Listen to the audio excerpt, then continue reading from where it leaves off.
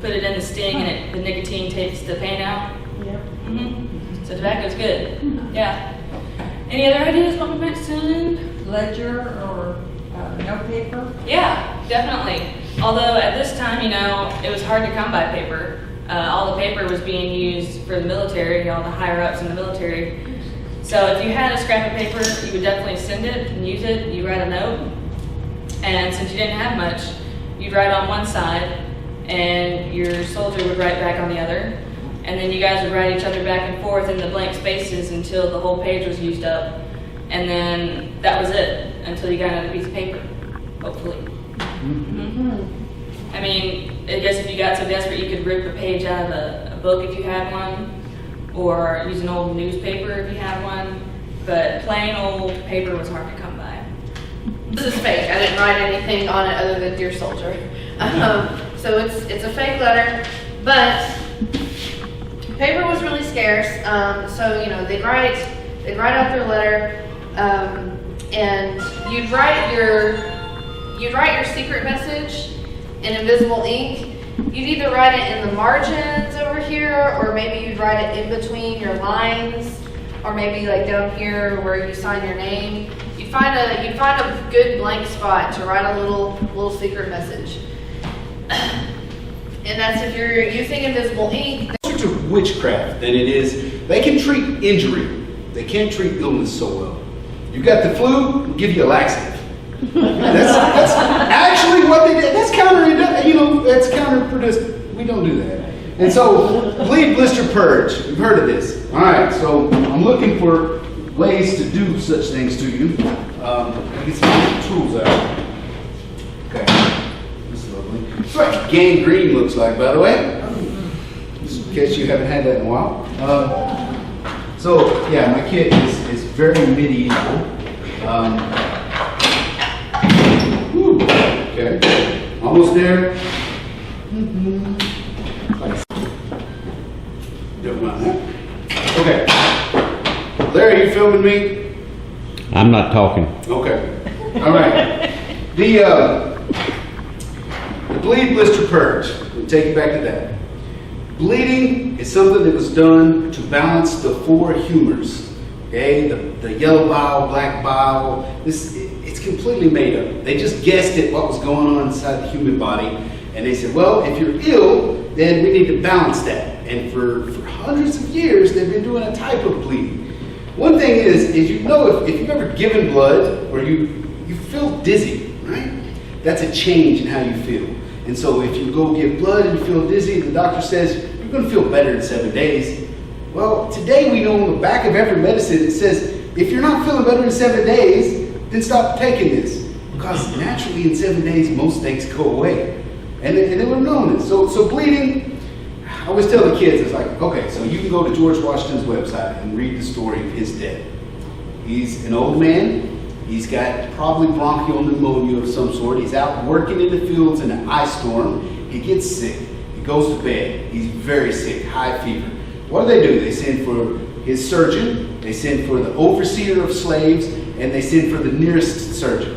The overseer comes in and says, all right, so let's bleed. And they bleed him in good amounts. Okay?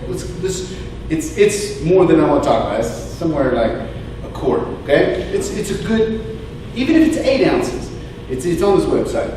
The number sounds too big to me. That's why I want to keep it kind of vague here. So they bleed him, and after another 8-hour period, he's worse. And the next surgeon, the nearest surgeon comes in, and guess what he does? He bleeds him again. Okay, let's keep an eye on him.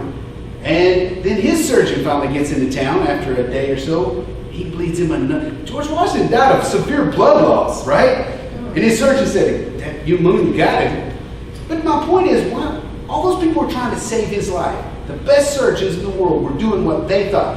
That's how crude and wrong medicine of the time was. Okay? So we've come a long way. So that's the bleeding thing. The blistering, this is still practiced today, by the way. In the New Age, in Eastern communities, still do this. And you've had it done. Okay? So what it does is, in Eastern philosophy, it aligns your chi, your electric energy of the body and all this. It got corrupted in Europe in the Middle Ages, and it was used to suck blisters. It's not supposed to damage you if you do it correctly, right? So it's used to suck blisters up. And, you know, that blister is full of this liquid. You're bouncing. Okay, so they bleed that blister. They say, you're going to get better in 7 days. Well, you shouldn't. That's your lymphatic system doing its job. Don't poke. Have you ever heard anybody, when you got a blister on your foot when you were a kid, they're like, oh, you should drain that. Yeah, that's nonsense. Don't do that. That's leftover from this time period in history, when they used to drain blisters. If you get a blister, leave it alone. It'll go away on its own, and that's your body's lymphatic system doing its job to protect you from a burn. A blister is a burn, right? Yeah, you all know that today, half of you went to medical school. But if someone told you that you should drain a blister, it's because somebody told them you should drain a blister. And somebody told them because 150 years ago they were still draining blisters to solve a headache. Right? It's crazy, right? All right, and so purging. Purging is something that occasionally is still practiced. Most of the doctors in the United States, the surgeons are like, these guys are quacks, don't listen to them. You know, she mentioned that the whole germ theory was not around yet. Okay, it's discussed. Lister has done his thing, but nobody's believing it. It gets published right after the U.S. Civil War because it's proven. Let's do a little science experiment. I've got a group of men that are very sick. Okay, I'm going to split them into three, and I'm going to treat one this way, I'm going to treat one this way, and I'm not going to do anything with that way. Doctors knew that's the scientific method.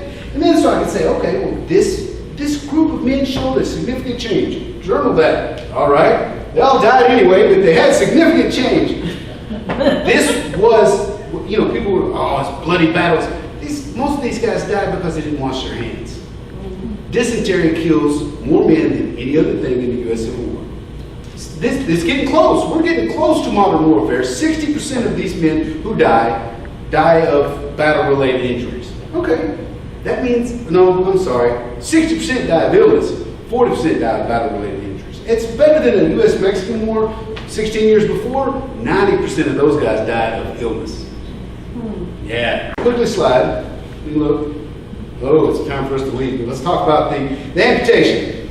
So it's like this. They have, for years, been looking to be able to pull the balls out. Because battle warfare, up until this point, it uses a round ball and a smooth bore gun, and it travels relatively slow, and the leather belt would do a lot to help stop this thing. Okay, it's moving pretty slow. It still goes in the body. If it hits you in the arm, goes through your jacket. All these things that have not been washed in 2 years is where most of the bacterial infection that causes gangrene when you get shot. It's a lot of information. I'm talking fast. This though, I can treat.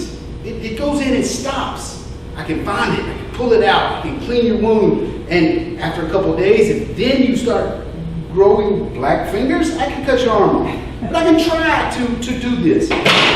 This happens. There's a Frenchman named Dr. Mini. He creates the mini ball. Okay, it's essentially what we still use in a projectile and firearm today. It's got a skirt which allows it to slide fast down the barrel. The skirt flares upon detonation, grabs the rifling, and it comes out moving exponentially faster than the round ball. And it's going straighter, longer, faster. When this thing hits, it leaves an exit wound. It's the first time on the planet doctors have seen an exit wound. This thing here leaves about a 5-inch wound in the backside of a man. It goes in, it spreads, and it takes everything with it. The doctors don't even know how to treat that. At first, they just shove grass in there to try to stop it. And these guys are dying like crazy, right? And so at that point, if this hits my arm, there's nothing to save. And so, yeah, I'm going to do some amputations for that. Then the weapons, this starts getting really accurate. And common man at 600 yards can hit 10 out of 20 shots with this. That's really far even by modern standards, guys. And so this is where the history of the world changes as far as the technology of warfare and translates over into medical sciences. Okay, last note before we go on, because we do need to go outside, is the idea of germ theory. Okay, so one of these things we know is that there were some doctors in the U.S. practicing clean tools. This guy, whatever I read, they actually have leather aprons on, okay, and they would do a surgery, and all they do is wipe this off and go do another surgery. And so if any one of the men involved in that surgery had something really bad, everybody after him got that same bad thing. One of the weaponry says that the battlefields were larger because the accuracy of these guns was so good at a greater distance, so the battlefields were larger.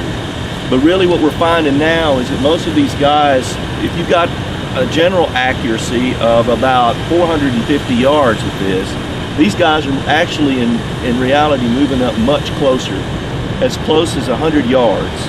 They're blazing away with these things, and it's very difficult to miss at one of these at 100 yards if you've been trained to use it. I couldn't hit anything at 20 feet, but those guys were really good at it. I should have lied about that and said I do it all the time. This is a percussion cap rifle, and when you're under fire, you would go from order arms around to the front, and you would remove from a pouch a paper cartridge. You tore that with your teeth. You had to have at least 2 teeth to be in the Union Army. And those teeth had to be placed in a certain place in your mouth where you could tear that open. So if you had falsies, you couldn't be in the... All right, so they would pour the powder in, and then on top of that powder in the cartridge was a bullet. And you would draw your rammer, ram that down, and remove it. 1, 2, replace it, like that. And then you bring it up and go to half cock. Then there was a small cap, like for a cap pistol, and you placed it right there on this little nipple, and then you pulled the hammer on back and you fired the weapon, okay? And you had to do that 3 times a minute in a shooting contest sort of situation when they were training. Now if you were under fire, you're lucky to do it maybe twice a minute, because getting this out while you're shaking, no matter how well trained you are, and I've never been